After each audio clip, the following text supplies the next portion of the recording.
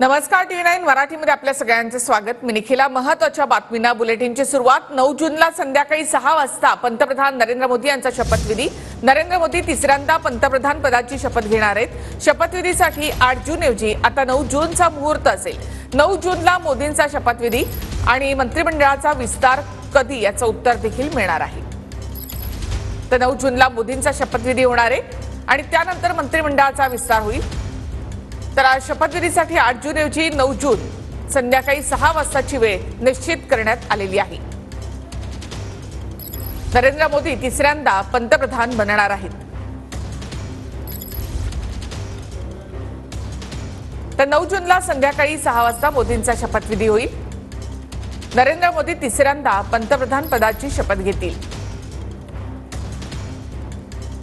NDA मिळून ही सत्ता स्थापन केली जाणार आहे। एनडीए मधल्या घटक पक्षांनी प्रस्तावावर सही केल्यानंतर नरेंद्र मोदी हे आता 9 जूनला पंतप्रधान पदाची शपथ घेतील।